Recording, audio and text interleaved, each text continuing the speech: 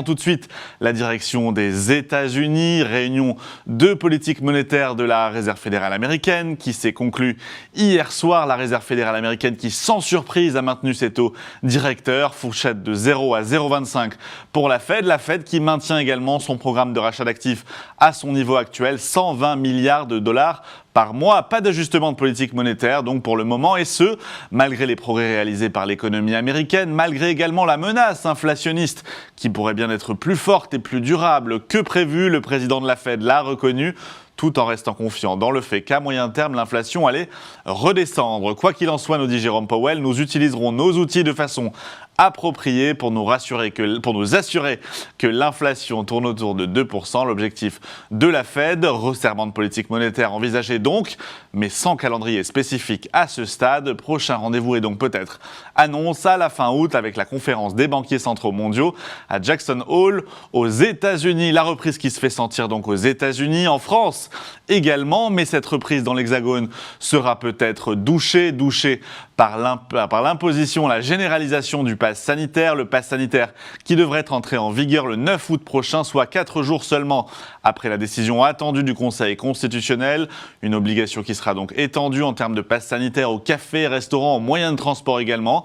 Et puis j'ajoute 2 autres annonces du gouvernement dans le cadre de la gestion de l'épidémie de coronavirus. À l'école d'abord, puisqu'à la rentrée on a appris que les collégiens et lycéens non vaccinés devront suivre les cours à la maison dès qu'un cas de contamination se déclare dans la classe concernée. En revanche, pour les primaires, chaque classe fermera dès qu'un élève est contaminé. Et puis du côté des Outre-mer spécifiquement, la Guadeloupe, Saint-Martin et Saint-Barthélemy sont de nouveau placés sous le régime de l'état d'urgence depuis hier soir minuit. État d'urgence instauré à La Réunion et en Martinique déjà.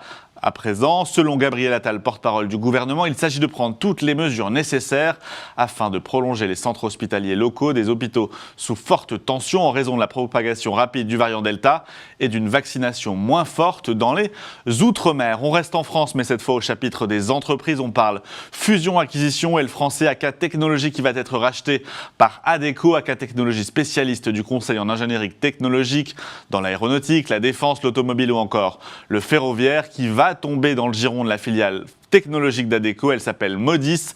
Modis elle-même en pointe dans le secteur du numérique, offre d'achat avec une prime de près de 100%, c'est considérable sur le cours de bourse d'AK Technologies.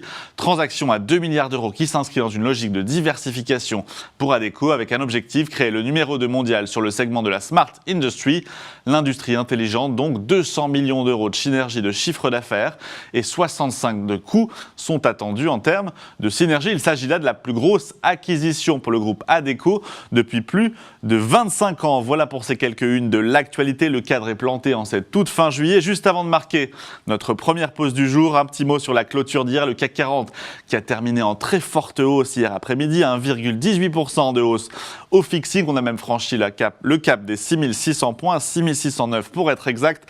Paris qui surperforme les indices européens grâce notamment à des publications d'entreprises très bien accueillies, grâce à la bonne tenue également des valeurs du luxe, à l'image de Kering qui s'adjuge 3,6% hier, ou encore d'Hermès qui s'offre un plus haut historique. Renault était en tête du CAC 40 hier, en hausse de plus de 4,5%. Renault valeur cyclique donc. Renault qui avait été dépassé en début de séance par Atos. Atos qui a souffert hier pour devenir la plus forte baisse de l'indice parisien. Atos qui passe même sous les 40 euros, moins 3,1% hier en clôture. Paris qui surperforme donc l'Europe, qui surperforme également les États-Unis. Dow Jones et Nasdaq étaient en baisse hier, très légère baisse, je vous le concède, baisse limitée de 0,3% pour le Dow Jones, baisse quasi nulle, clôture à l'équilibre pour le S&P, et de son côté, le Nasdaq s'en est un petit peu mieux sorti, plus 0,7% hier la clôture. Statu quo de la Fed sur les taux qui profitent à l'indice des valeurs technologiques, qui gagne plus de 100 points à 14 762 points. À noter Apple au sein de ce Nasdaq qui a reculé de près de 1,2% hier, sachant qu'il annonçait un ralentissement de la croissance de ses revenus. Voilà pour le panorama de boursier de cette séance d'hier. On marque une très courte pause. On se retrouve juste après pour l'ouverture de la séance qui a déjà ouvert à Paris. Ce sera avec nos experts d'Interactive Trading. A tout de suite sur TV Finance.